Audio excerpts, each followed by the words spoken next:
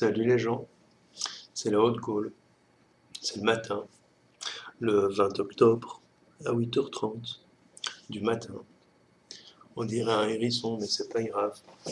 Bon voilà, hier j'ai enregistré une vidéo comme je faisais pas de live. Et en fait j'ai eu un problème de son, mais j'ai compris pourquoi. J'ai sélectionné le mauvais micro, donc c'est une couille de ma part, en sachant que c'était quand même une vidéo de 40 minutes. Et que je vais pas dire que j'ai perdu mon temps parce qu'on perd jamais son temps. Hier soir il faisait soir, aujourd'hui il fait matin, mais maintenant il fait nuageux avec un peu de pluie, c'est un peu bordel de merde parce que voilà, on sent que l'automne arrive, tu vois, et l'automne t'es fatigué. Mais quand t'es fatigué, tu fais plein de rêves parce que tu dors. Et en fait, c'était de là d'où je partais. C'était ma transition. C'est une belle transition. Voilà. La vidéo que j'ai faite hier, c'était une vidéo qui traitait des rêves catastrophes. Je parlais un petit peu de mes visions aussi à propos de la société qui va se passer très brièvement et très légèrement. Je vous parlais aussi de certaines choses que j'entends sur YouTube et YouTube, le net, etc. et qui finalement est un peu bordélique, j'ai envie de dire. Euh, je vous parlais des soins et des dangers dans le soin. Voilà, je vous parlais aussi de la restructuration énergétique parce que finalement, j'ai aussi le droit de faire un peu de ma pub, hein, tu vois. C'est mes vidéos, je fais ce que je veux. Et si t'as pas envie d'écouter, tu n'écoutes pas. Euh, bon, voilà, alors plusieurs choses avant de commencer au sujet des rêves. Je crois que je vais la faire en deux parties. Je sais pas encore comment je vais procéder, mais je crois que je vais la faire en deux parties parce que des vidéos trop longues, le chargement sur YouTube est trop long, c'est fatigant et ça ralentit tout mon PC. Et comme j'ai des choses à faire, je ne sais pas. Je sais pas, je dis ça, mais peut-être que je la ferai quand même en une partie. Bon, mon prochain direct live, c'est le 26 octobre, donc jeudi prochain à 18h15 sur YouTube. Le sujet sera entité, parasite énergétique, incube, succube, cas de vampirisme énergétique, pompage énergétique, tout ce qui englobe en fait les entités qui peuvent venir te coller et qui vont générer chez toi un mal-être quelconque. Alors si je fais pas de live, si j'ai pas fait de live hier, c'est parce que j'ai envie de préparer bien cette vidéo. Elle est importante parce que ce sont des informations importantes. Je suis pas à la bière, il est 8h30, je suis au café.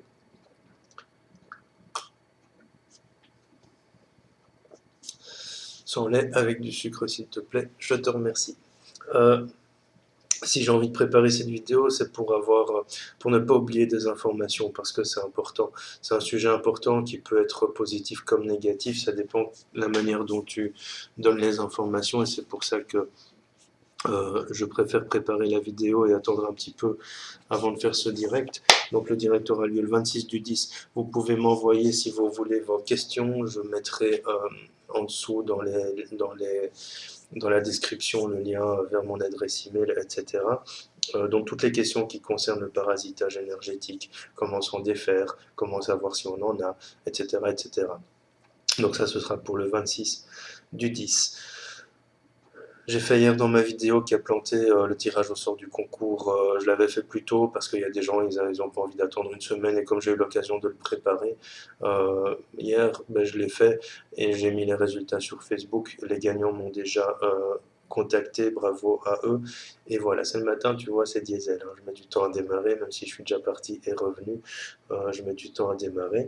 Donc bref. J'ai noté sur mon papier, j'ai un papier ici, je vais faire à la Donald Trump, voilà, voilà, voilà, j'ai signé le truc, bravo.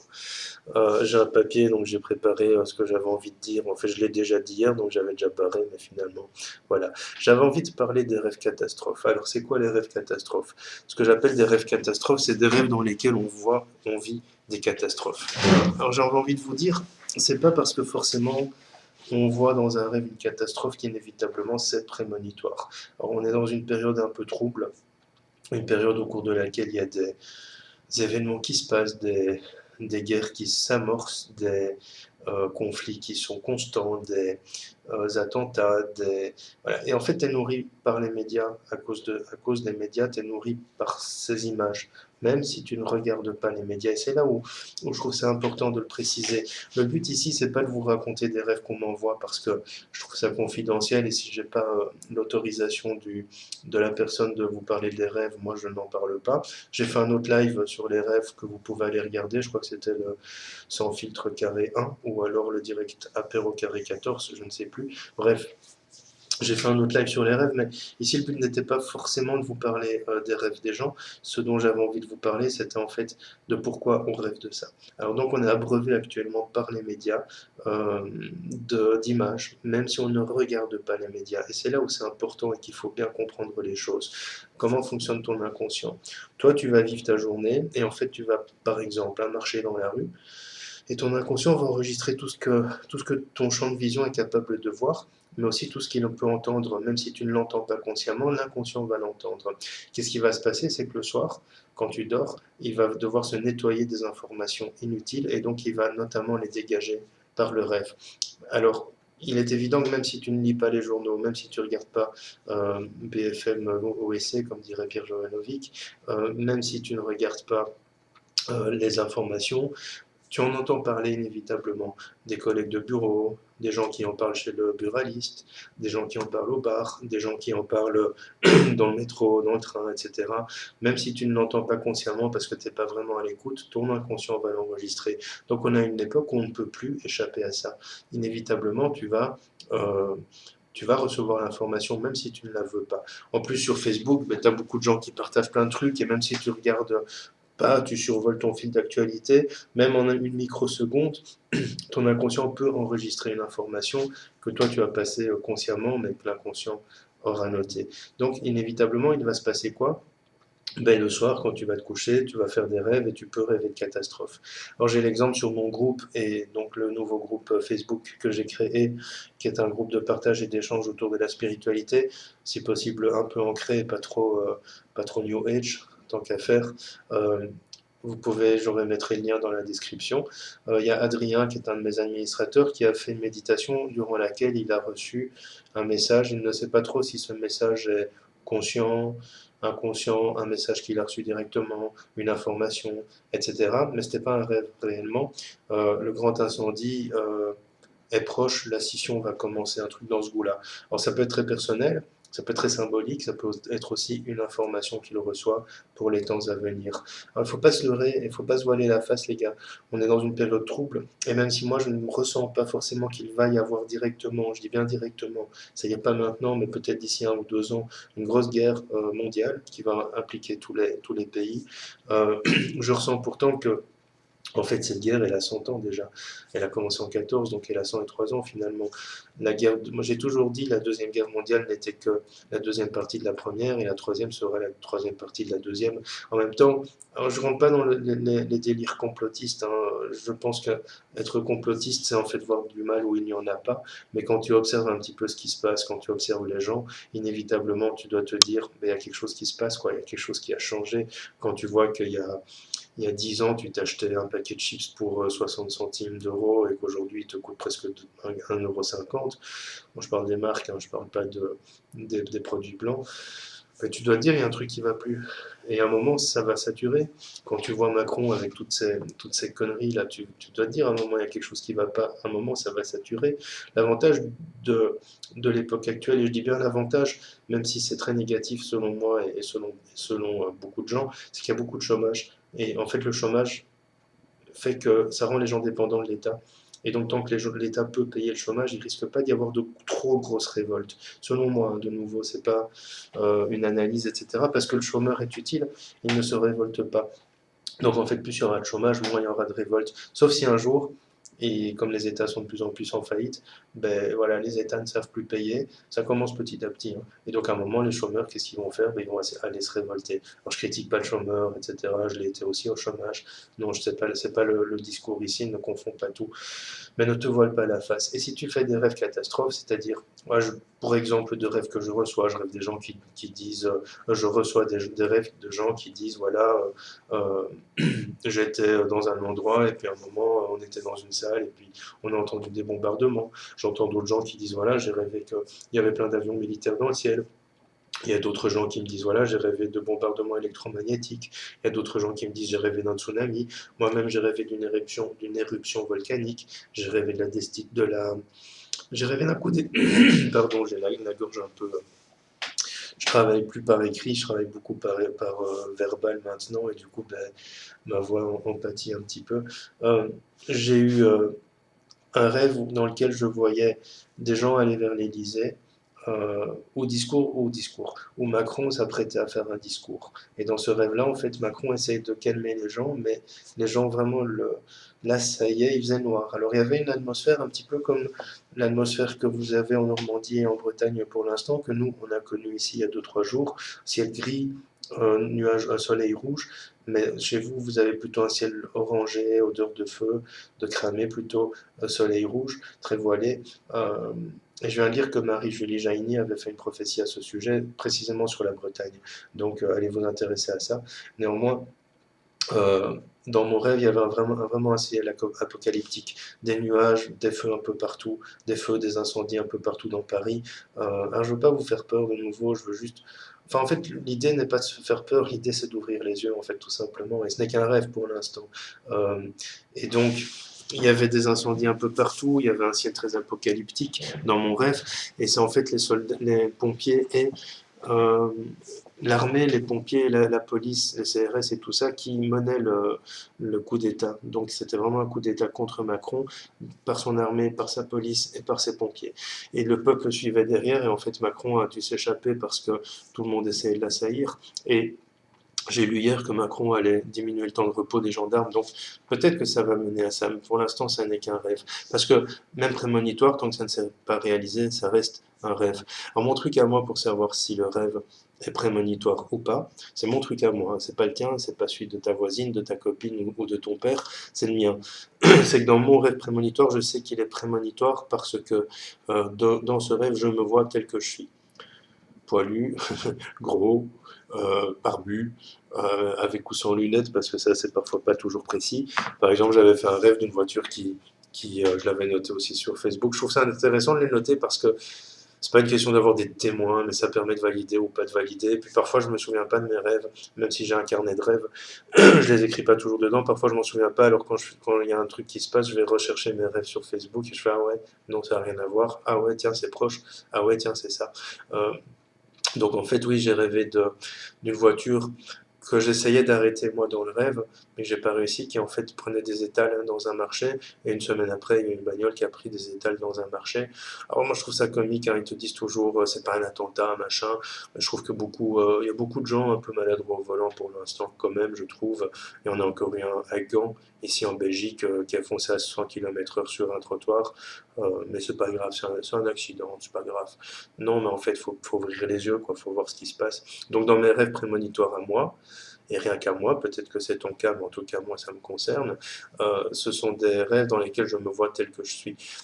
Souvent dans ton rêve, tu sais que c'est toi, mais c'est une autre image où tu ne te vois pas. Tu agis, tu interagis comme dans la vie de tous les jours, mais tu ne te vois pas forcément. Là, dans ces rêves-là, je me vois et je me vois exactement comme je suis. Et là, je sais qu'il est prémonitoire. Alors évidemment, tout peut changer et un rêve prémonitoire n'est pas forcément garanti de la réalisation de ce rêve. Néanmoins, c'est intéressant de savoir que me concernant, le délai est à peu près de 3 mois, à peu près de 3 mois, ça dépendra. Alors pourquoi certains ont des rêves catastrophes et d'autres pas? Pour moi, il y a 2 options. La première, c'est l'option inconsciente, comme je te l'ai dit tout à l'heure, c'est-à-dire ben, ton inconscient enregistre et puis il dégage les trucs. Et puis la deuxième, c'est la peur. Tu peux avoir des peurs inconscientes, même si dans ta vie de tous les jours, tu n'as pas l'impression d'avoir peur. Il y a des peurs et donc elles vont s'exprimer et se dégager la nuit. Et la troisième, donc j'avais dit 2 options, mais il y en a 3, c'est en fait des messages. Tu reçois des messages. Alors il y a des personnes qui vont recevoir des messages, d'autres pas. Pourquoi les gens qui... hein, quelqu'un qui vit tout à fait isolé de tout aura plus tendance à ne pas recevoir de messages. que quelqu'un qui a beaucoup d'interactions avec le monde extérieur et avec les gens. Donc inévitablement, quand tu es très en interaction, tu vas recevoir des messages. Alors il y a des gens plus sensibles que d'autres, il y a des gens qui se souviennent de leurs rêves, d'autres pas. Il y a des gens qui ne se souviennent que très rarement de leurs rêves, mais à un moment, ils se réveillent parce qu'ils ont fait un rêve, alors que d'habitude, ils ne s'en souviennent pas. Les rêves prémonitoires sont très très réalistes, excessivement réalistes, au point où tu peux te réveiller avec des pleurs, avec une grosse peine au fond de toi, tu as un malaise, un mal-être, et comme je le disais sur mon groupe aussi, à partir du moment où tu te connectes à quelqu'un ou quelque chose, même par rêve, tu es relié à cet événement. Donc à partir du moment où par exemple tu fais une prédiction sur quelqu'un, tu vas être relié à cette personne. Quand tu vois un rêve prémonitoire, tu vas être relié entre guillemets à cet événement. Quand tu prophétises entre guillemets, j'aime pas le mot prophétique, mais bon voilà, un événement, tu vas être relié à celui-ci. Et donc quand celui-ci va se, énergétiquement évidemment, quand celui-ci est sur le point de se réaliser, tu peux rencontrer un mal-être. J'ai une boule au ventre, je me sens pas bien, je suis à plat, etc. Donc il est vraiment important de noter vos rêves, pas forcément pour ouais je te l'avais dit, t'as vu, etc. Fallait m'écouter, non rien à voir. Il faut noter vos rêves pour valider vos rêves et vérifier s'ils sont prémonitoires et essayer de trouver dans votre rêve le petit truc qui, comme pour moi par exemple quand je me vois tel que je suis, trouvez dans votre rêve le petit truc qui va vous dire ouais celui-là je sens que c'est prémonitoire. Essayez d'écouter vos ressentis aussi au réveil, c'est-à-dire que au réveil je me sens pas bien, etc. C'était vraiment très prenant, très prégnant. Donc à un moment faut prendre conscience et noter les trucs pour savoir si c'est juste ou pas juste, prémonitoire ou pas prémonitoire. Alors, les rêves catastrophes en général, ils annoncent quelque chose, mais pas forcément ce que tu vois dans ton rêve. Alors si moi j'ai eu des rêves dans lesquels les choses se sont plus ou moins passées de la même manière, pas forcément, mais par exemple quand je vois une citerne d'essence qui vole et puis qui va s'enfoncer dans un silo à essence et qui commence à exploser, et puis que quelques semaines après, il y a un camion citerne qui explose, un attentat, bon voilà, tu peux relier, tu vois. Mais après ne va pas relier si par exemple tu vois euh, une voiture s'enfoncer dans un marché et que 2 semaines après, tu as une voiture qui roule sur un trottoir, fais pas forcément un lien. Parce que le rêve prémonitoire est relativement précis en général. C'est un peu, tu vois, Saint-Jean à l'époque, etc. Bon, je ne vais pas discuter non plus sur la véracité des écrits de Saint-Jean, etc. Mais Saint-Jean à l'époque a eu des visions, a eu des rêves, Nostradamus aussi d'ailleurs. Donc techniquement, De Vinci aussi d'ailleurs, techniquement, euh, c'est possible, c'est faisable, et on peut être prévenu du futur. Pourquoi? Parce qu'il n'existe pas le futur. Le passé, le présent, le futur n'existent pas. Enfin, si le présent existe, c'est le moment maintenant, mais il n'y a pas de passé, il n'y a pas de présent, il n'y a pas de futur, il y a juste le moment. Et en fait, quand tu commences à prendre conscience que le temps n'existe pas, ben, tu peux aller voir dans le futur, tu peux retourner dans le passé, même au sujet de l'incarnation, hein, tu peux t'incarner dans le futur ou te réincarner dans le passé, c'est pas un souci. Le temps n'existe que pour nous, les êtres humains. Le temps ne passe pas de la même manière sur Mars que sur la Terre, sur la Lune que sur la Terre. Le temps est hyper relatif, donc à partir du moment où tu comprends ça, c'est peut-être moins du rêve prémonitoire que une projection dans le futur. Tu vois ce que je veux dire? Il y a Christophe Alain que j'aime beaucoup, qui dit il y a des passés déjà vécus, des passés qui ne seront jamais vécus, des futurs qui sont à vivre, des futurs déjà vécus, et des présents qui existent et des présents qui n'existeront pas, globalement. J'adore cette phrase parce qu'en fait elle veut tout dire. Si on part du principe des multivers ou des univers parallèles, alors ça va encore dire d'autres choses, mais je ne vais pas rentrer dans le débat, je m'y connais pas assez, je m'y intéresse mais je m'y connais pas assez, quoi qu'il en soit. Euh, voilà, pour vos rêves, notez-les. Partagez-les si vous avez envie de confirmation ou entre guillemets d'être pris au sérieux, on va dire ça comme ça, mais notez-les, c'est important.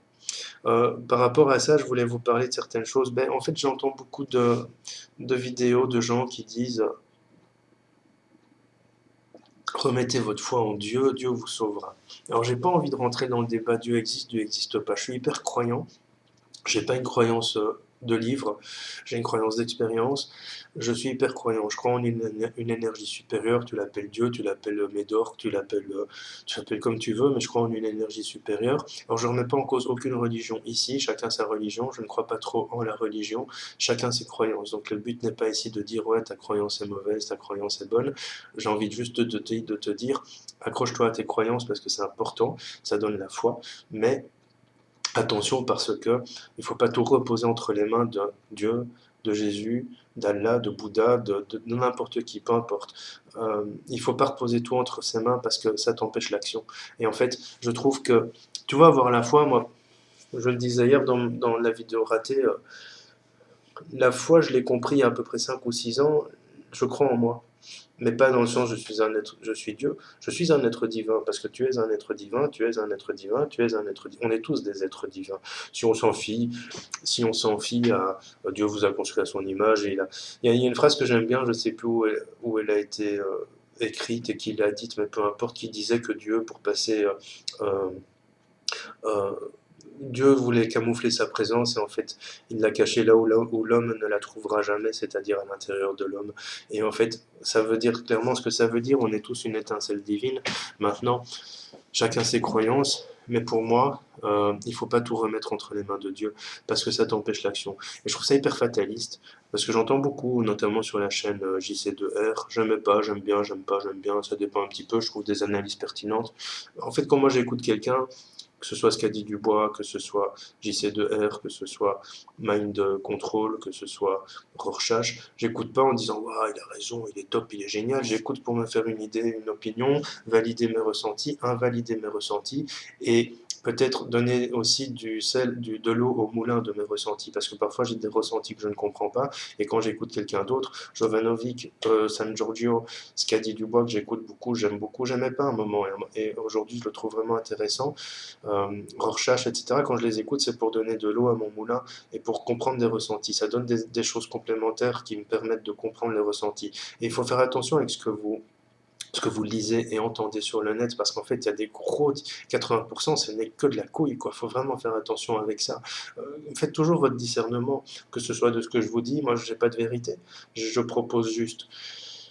J'ai pas de vérité, j'essaye de vous parler d'une expérience, j'essaye de parler de choses que j'ai vécues, j'essaye d'éviter des sujets que je ne maîtrise pas, même si de temps en temps je me lance un peu, voilà, on peut tenter, c'est oser aussi, oser c'est tenter, oser c'est vivre.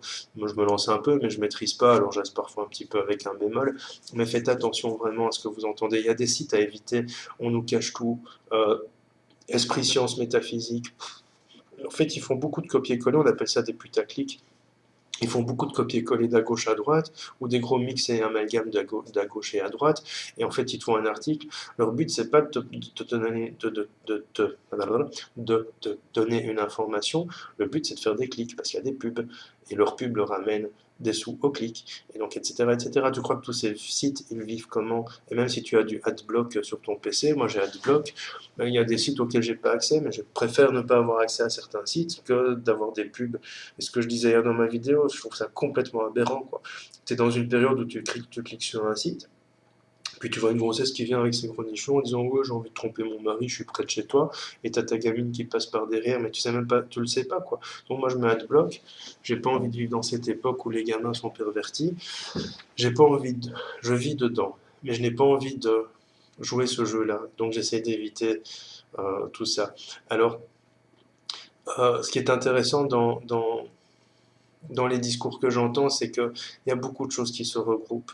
Mais ne mettez jamais votre sort dans les mains de quiconque, ni de votre mari, ni de votre femme, ni de vos gosses, ni de votre travail, ni de votre patron, ni de votre Dieu, ni de votre... Jamais. Votre sort, c'est vous qui le maîtrisez, c'est vous qui maîtrisez votre vie, personne d'autre.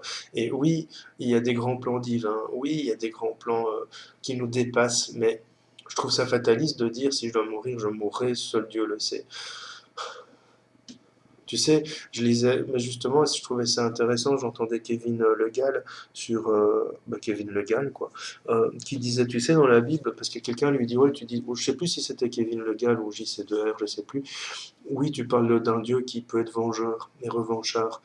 Et il lui a répondu, mais tu sais, dans la Bible, il y a des passages où Dieu est revanchard, parce que moi, je l'ai pas lu, hein. Je me suis arrêté page 4720, chapitre 3, je ne l'ai pas lu. J'ai survolé mais pas lu. Mais oui, il y a des moments, il dit, je ne peux pas vérifier l'info puisque je ne l'ai pas lu, où Dieu, faut pas le pousser trop loin parce qu'à un moment il se venge, que ce soit le déluge, que ce soit tout ce genre de choses, mais c'est intéressant vraiment de prendre conscience de ça.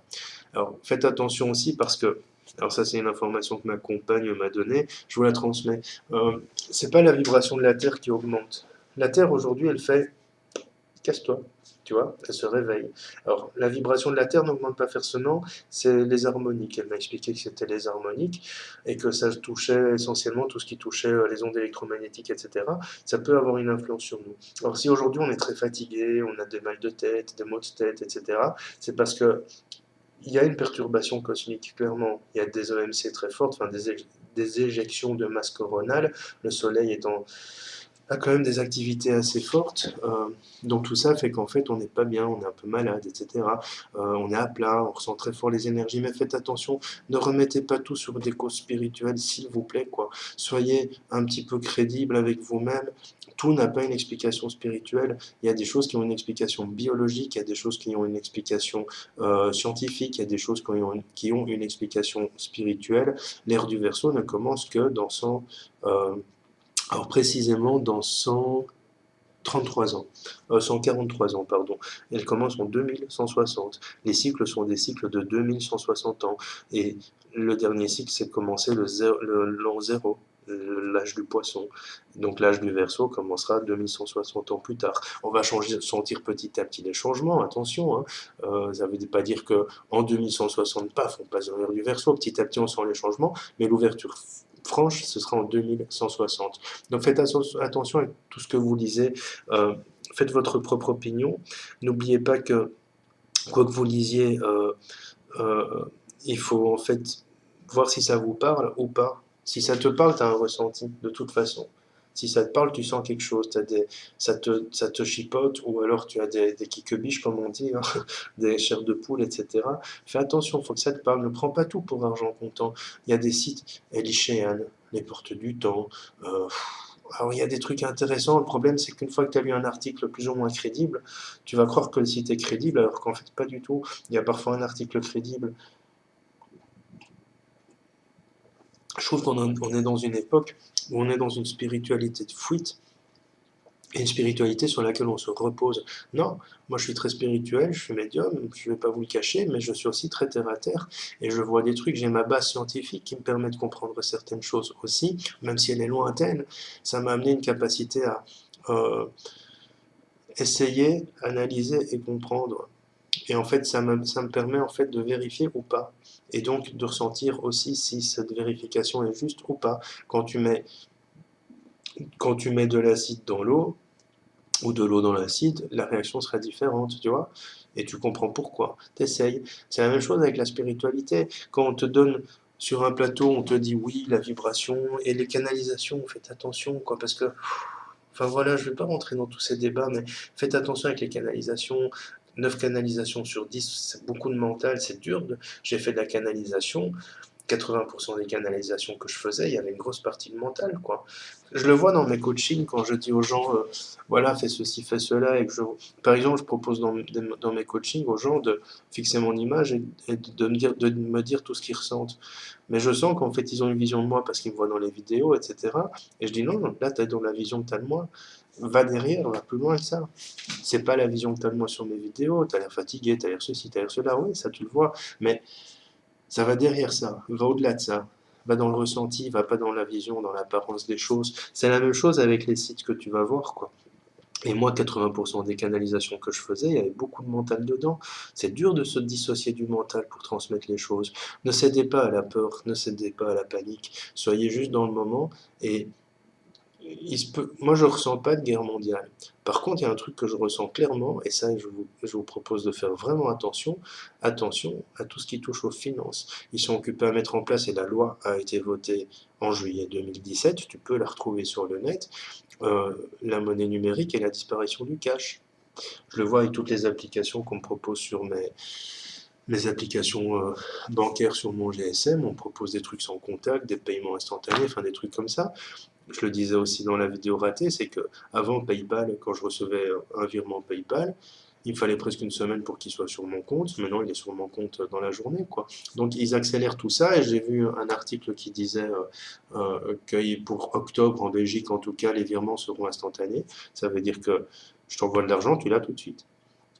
Ça veut dire quoi? Ça veut dire, voilà, j'ai un échange avec toi, je te paye ta consultation, tu as tout de suite l'argent, tu ne dois pas attendre 2 jours mon virement parce que le cash aura disparu de toute façon. Donc faites vraiment attention, il y a à boire et à manger sur le net. Je suis pas là pour vous dire c'est comme ça, c'est pas autrement. Il faut aussi prendre ce qui vous intéresse et laisser de côté ce qui ne vous intéresse pas. Il y a beaucoup de gens qui me critiquent, j'en ai rien à foutre, mais globalement c'est parce qu'ils entendent tout le discours et ils ont besoin de quelqu'un qui leur disent comment faire, mais c'est pas mon rôle. C'est pour ça que beaucoup de gens me critiquent aussi, c'est parce qu'ils sont pas, ça ne résonne pas en eux, mais ils n'arrivent pas à faire le discernement entre ce qui résonne et ce qui ne résonne pas. Et donc, ils me critiquent ou ils m'éjectent parce que ils se disent ouais, mais c'est pas ça que je veux faire, je sens pas, machin. Donc, j'ai eu une discussion entre guillemets l'autre jour avec quelqu'un, je proposais mon concours, donc et quelqu'un partage, et dans les commentaires, il y a quelqu'un qui met oui, t'es tombé dans une secte. Et j'ai répondu à cette femme, que je ne connais absolument pas, on est tous dans une secte. On est dans une secte argent, dans une secte dollar, dans une secte consommation, dans une secte média. Euh, alors autant choisir la sienne, quoi. Alors ici, bon, je rigole en faisant ça, je suis pas dans une secte, hein, loin de là. Mon but, c'est pas de créer une communauté, c'est de partager des choses. Mais ce que je veux dire, c'est que tu vois l'image que les gens ont encore de la spiritualité, ça existe encore aujourd'hui, en 2017. Il faut faire attention avec ça. Il faut vraiment être vigilant et ne pas on va dire se voiler la face. La spiritualité n'est pas un masque que l'on porte. La spiritualité est une recherche intérieure et il faut que tout ça te parle. Voilà. Alors j'en vais en terminer pour aujourd'hui. Je ferai une deuxième vidéo. Moi, elle était un peu plus longue que prévu ici, mais la deuxième vidéo sur tout ce qui touche aux soins et aux dangers du soin, parce que tout le monde ne regarde pas mes directs et parfois je donne des informations en plein milieu d'un direct et c'est parfois un peu perdu, donc je vais parler dans une autre vidéo que je ferai peut-être ce soir ou dans la semaine prochaine, mais des soins, des dangers du soin, etc. C'est-à-dire bah, tout ce qu'il ne faut pas faire et ce qu'il faut faire quand on fait des soins énergétiques, quoi. Voilà, c'est important. Donc, faites votre propre opinion. Ne croyez pas tout ce que vous lisez sur les sites pseudo-spirituels, c'est des putaclics, la plupart. Euh, la plupart, hein, il y en a des très très bons, attention, hein, faites votre discernement, quoi. Il y a des sites que je lis aussi, hein, Elishéan, Les Portes du Temps, etc., je les lis aussi. Mais euh, je sais encore aujourd'hui, en tout cas je pense savoir faire mon discernement, je prends pas tout pour argent comptant, et c'est la même chose dans mon travail. Donc voilà, le concours c'est fait, partagez la vidéo, c'est important, c'est des informations importantes, faut pas oublier ça. Le but du partage n'est pas uniquement de me faire connaître, le but du partage c'est aussi de transmettre des informations importantes à des gens qui, voilà, être un petit peu plus terre à terre, quoi, même dans la médiumnité. Je vous parlerai de la restructuration énergétique dans la vidéo sur les soins. La restructuration énergétique, c'est très très très très puissant. Je suis super content. Il y a vraiment eu des efforts. On m'a dit oui, mais l'énergie à travers les écrans, ça marche pas bien. Si, ça marche bien. Mais j'ai ma technique pour faire ça. Je vous en parlerai peut-être dans la prochaine vidéo. Je vous dis salut, bye bye, à ciao et à la prochaine. Et oui, ma petite phrase, je voulais mettre une petite phrase de clôture. Hier, j'avais mis une phrase qui disait quoi que tu fasses, fais-le parce que tu as envie de le faire.